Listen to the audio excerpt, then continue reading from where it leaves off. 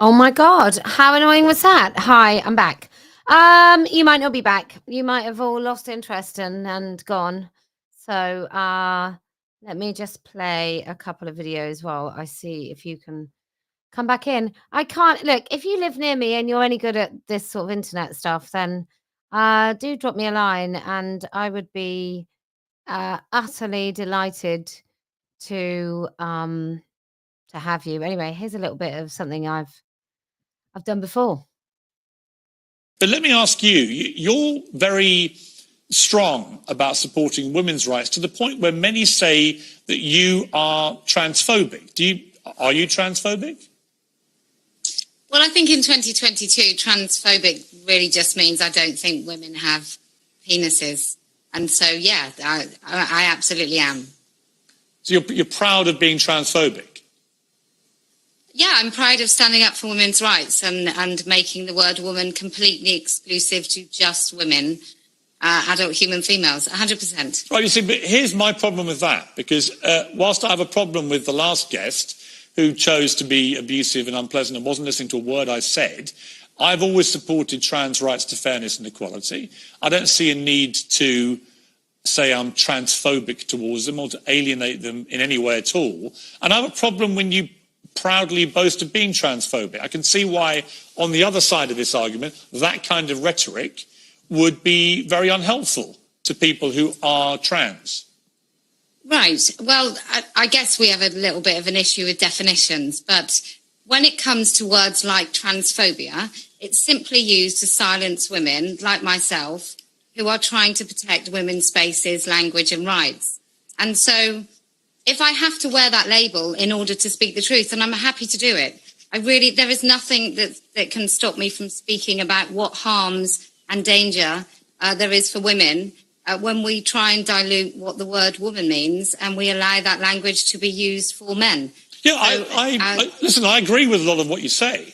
I've talked about this a lot, and I think there are serious issues about the infringement on women's rights as people try and progress trans rights to where they want to get to, which is fairness and equality. You can't create a new unfairness, a new inequality.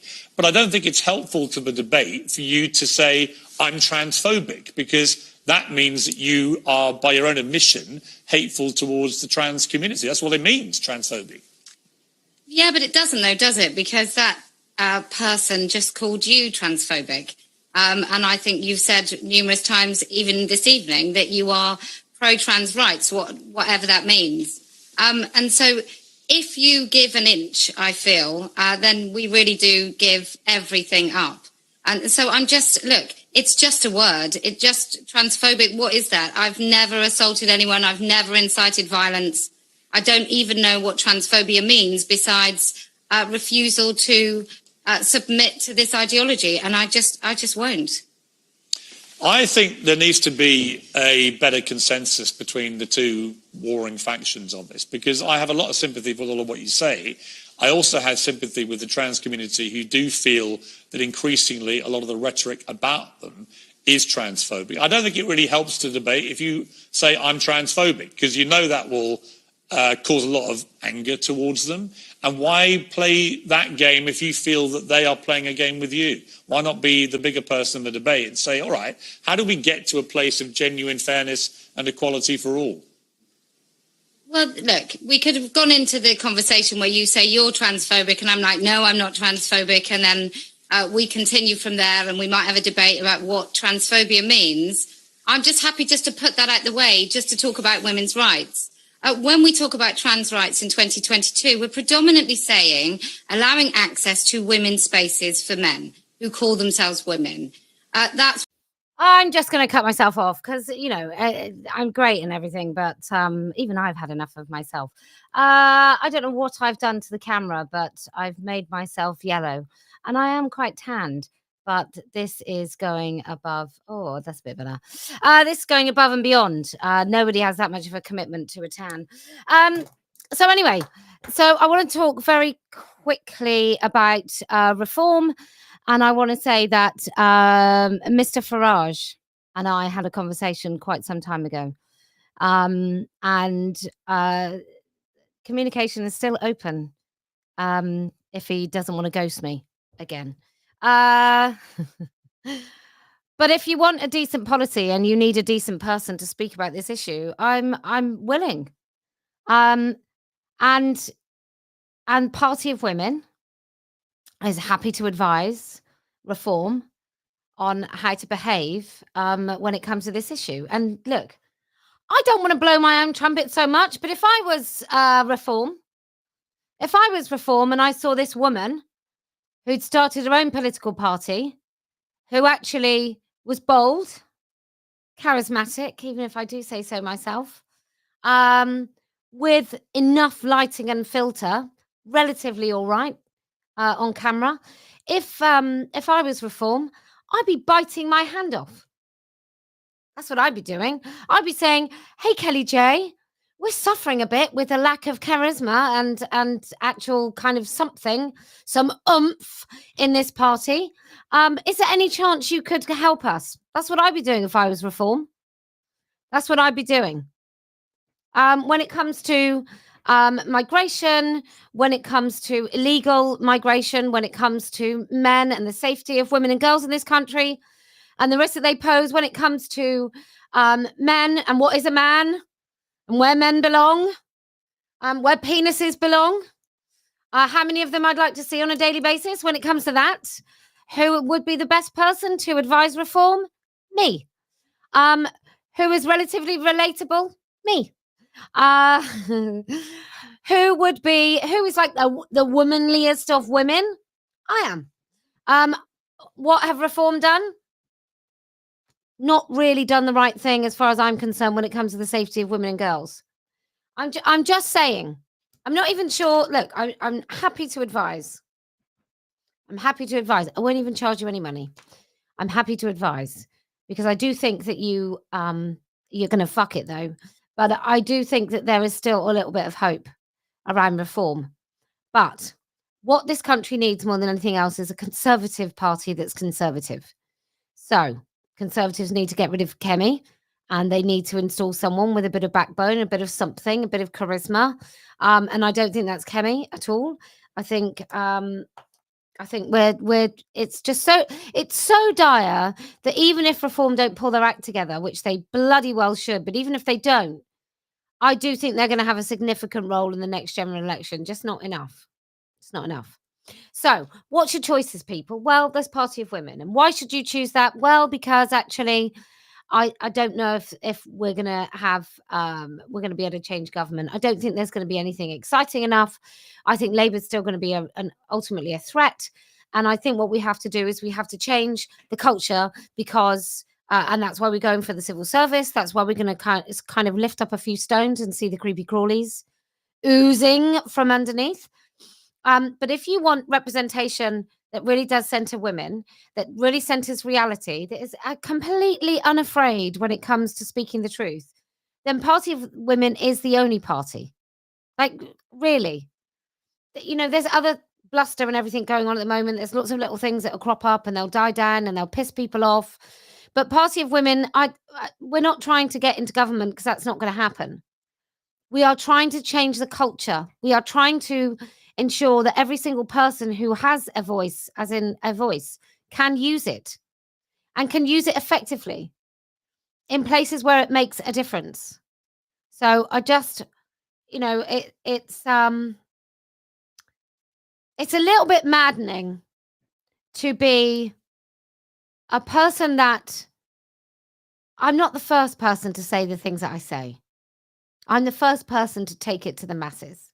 I'm the first person to break out of like small panel discussions. I am the first one to do that. It might not be a nice thing for me to say. Maybe it's a terrible thing for me to say, but I am the person that did that. And I've also got a political party and I've done all these things that I think make me a bit of an authority on the things of which I speak. And it's foolhardy not to try and gather up people that know what they're talking about reform. Finally, Marks and Spencers. So some people are catching up now of what it means to employ a man who cross-dresses at work. Like before, People would say that, you can dress how you please, and it doesn't matter about gender, all this bullshit.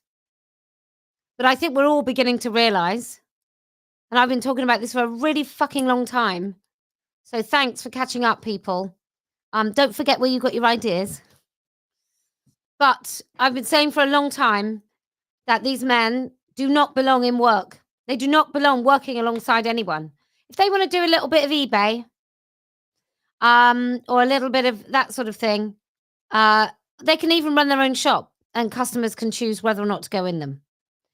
But when someone has to turn up for work on a daily basis and is faced with a man in a dress, and he makes everyone feel uncomfortable, and like, just by the very nature of him putting on those clothes, he makes at least some people feel uncomfortable. I think that an employer should have the right to either tell them to dress properly or lose their jobs. I think it should be a case for dismissal. Like, no, you can't wear your fetish gear to work. Just like you can't wear a nappy or a rubber mask to work. You can't do it. And I have been saying this for a long time. It's completely untenable to continue accepting these men in workspaces. Completely untenable. And then, I mean, what did anybody think would happen if you had a man who's got a fetish fucking working in Marks and Spencer's? It's absolutely disgusting. And the thing about Vienna and about all of these things is all of the rights have been eroded in the same way. And there's a little bit of me that thinks this is about undermining. You undermine the family, so women are alone. Then you undermine women, so children are alone. And then what's next? You have children in school for longer because mums have to go to work. Like, not all mums did work. Not all mums do work. Not all mums stayed at home in the 50s and 60s and 70s. Many mums couldn't afford it. My parents were them. We couldn't afford for my mum not to work. But you take our kids in for longer. You Darvo the shit out of us all the time. So from 6 months old, you can have a baby, you can have a few months off, and then from about 6 months old, you can see your child in the evenings and at weekends.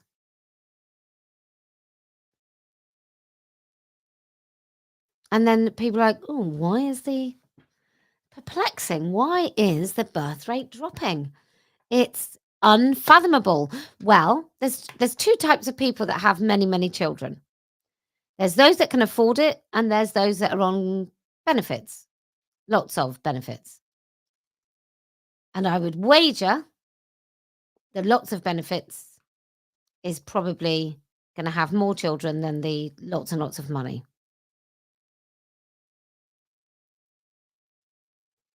Like, what are we doing? Marks and Spencer's has been captured. Anyway, my gate is going, so I'm going to have to open it. I will say to you, come along on the 5th of November. We will be outside of, we will be right next to the Pigs in Space, Emmeline Pankhurst. So I've got to do that. Statue 12 till 3, maybe. Bring your flags. Get some Turf Island flags. Get yourself a Supreme Woman t-shirt. Let's really start dealing with this stuff. I've got to go. But thank you so much. Cheers. In fact, I just have to switch off. One moment.